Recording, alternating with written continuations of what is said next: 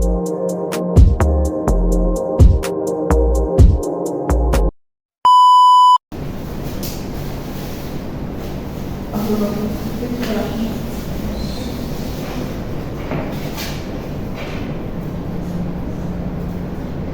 anak-anak, dipersiapkan dulu alat tulisnya, kemudian dirapikan tempat duduknya.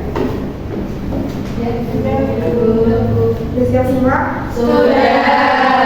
Buka ya. Bismillah. Assalamualaikum warahmatullahi wabarakatuh. Waalaikumsalam warahmatullahi wabarakatuh.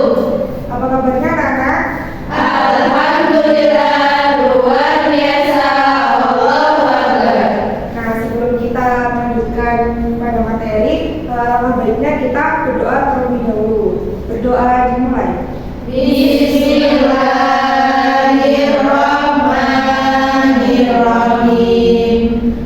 Raditu billahi rabban wa bil islami dinan wa bi Muhammadin nabiyyan wa rasulan. Rabbi zidni ilman warzuqni fahman. Amin. Amin. Semoga dengan berdoa terlebih dahulu ini, semoga nanti pembelajaran kita dimudahkan oleh Allah Subhanahu Wa Taala dan juga bisa bermanfaat untuk kita dan orang lain. Amin.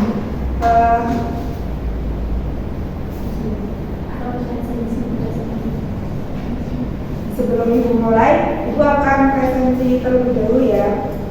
Ya, Bu. Yang pertama Intan, Hadir. Hania, Hadir. Hidayatul, Hadir, Bu. Kayla, Hadir, Bu. Laila, Hadir. Maharani, Hadir. Farisa, Hadir. Rosalina, Silvi, Hadir. dan terakhir Yulia. Hadir. Alhamdulillah masuk semua ya. Alhamdulillah. Nah, sebelum mulai pembelajaran, ibu mau tanya dulu. Kemarin ibu kan sudah menjelaskan tentang materi kepribadian Muhammadiyah. Nah, apa saja poin-poin yang sudah kita pelajari kemarin? Ada latar belakang rumusan Muhammadiyah, Ya, terus mata kepribadian Muhammadiyah, penjelasan rumusan Muhammadiyah. ya, benar sekali. Berarti kita sekarang akan mempelajari tentang nilai-nilai yang terkandung dalam kepribadian Muhammadiyah. Ini materi terakhir ya.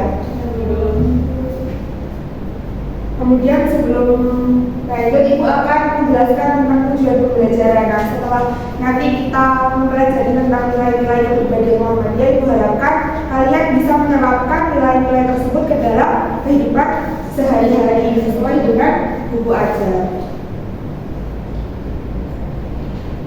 Nah, nilai-nilai kepribadian Muhammadiyah di kalangan pelajar. Yang pertama yaitu ada memperbanyak teman yang soleh dan juga Solehah. Nah, di antara kita pasti kan kita senang ya kalau kita memiliki banyak teman. Tetapi dalam memiliki banyak teman itu, kita tidak boleh sembarangan untuk memilih teman. Nah, alangkah baiknya kita harus memilih teman yang soleh dan juga solehah. Karena teman itu bisa diibaratkan sebagai anak tangga. Karena teman itu bisa membawa kita ke atas dan juga sebaliknya, teman juga bisa membawa kita ke bawah.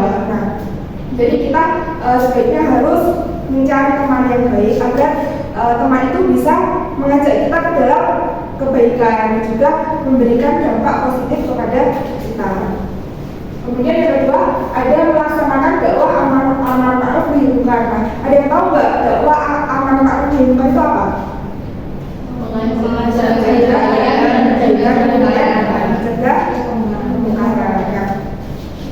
Itu akan memberikan contoh dakwah amar ma'ruf nahi munkar di pelajar itu. Contohnya kita bisa mengajak teman kita untuk ketika sudah azan itu mengajak teman kita untuk segera wudu dan juga sholat ke masjid. Kemudian contoh yang kedua yaitu ketika kita melihat teman kita berada di kantin, kemudian mereka masih melakukan makan atau minum dalam berdiri, maka sebaiknya kita sebagai teman itu harus mengingatkan teman tersebut agar makan atau minum dengan duduk.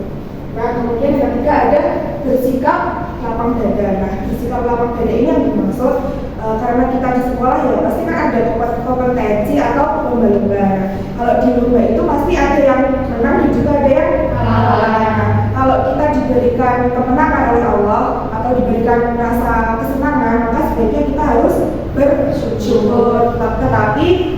jika kita diberikan kegagalan atau kita diberikan kesedihan, maka sebaiknya kita tidak boleh menyerah, maka kita harus berlapang dada.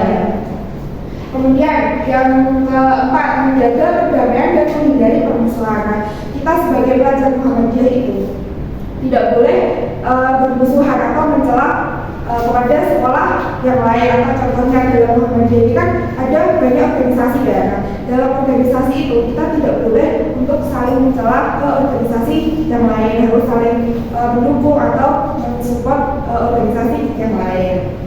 Kemudian selanjutnya, tidak segan untuk bekerja sama demi menyiarkan Islam.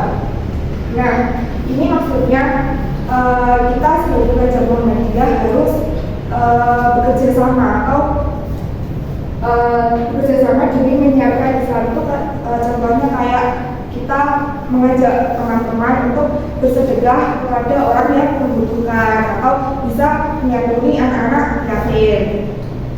Terus yang terakhir yaitu mendukung dan mewujudkan program pemerintah. Nah, ini kita sebagai Muhammadiyah itu kan ada persyaratan yang bertujuan untuk mewujudkan program pemerintahan. Contohnya budaya literasi untuk menghindari permusuhan atau menjaga perdamaian. Nah, jadi kita tidak boleh untuk saling bermusuhan kepada sekolah yang lain.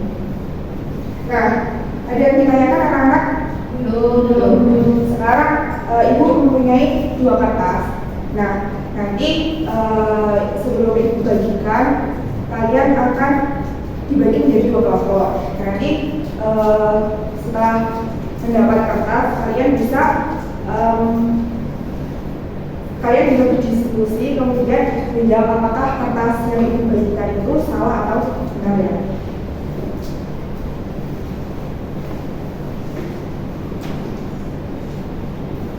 Silakan berdiskusi.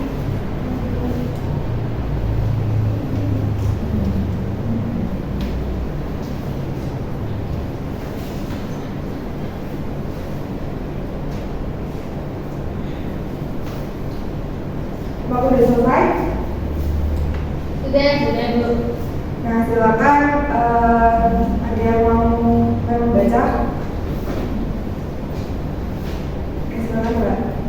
Muhammadiyah tidak akan mendukung dan mewujudkan program-program yang dirancang oleh pemerintah. Salah. Kelompok lain jawabannya? Salah. Ya, ini adalah salah ya. Kemudian yang kedua, silakan baca.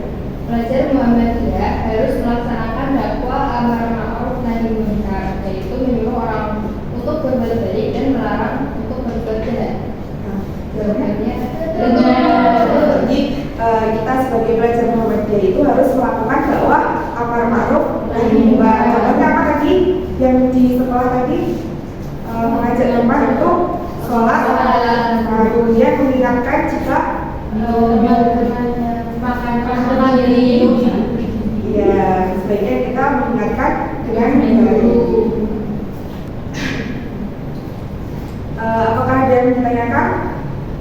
Iya. Jadi tadi kesimpulannya nilai-nilai yang pribadian Muhammadiyah di kalangan pelajar pertama ada Memperbanyak yang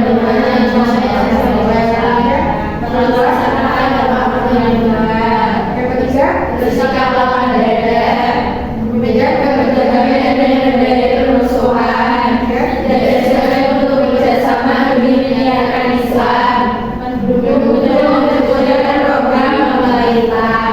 Semoga setelah kita mempelajari kebudayaan ini kalian bisa menerapkan dalam kehidupan sehari-hari, terus memperbaiki akhlaknya, kemudian tetap semangat belajar dan juga menjaga kesehatan. Nah, mari kita akhiri dengan membaca hamdalah dan doa kafaratul majelis. Alhamdulillahirabbil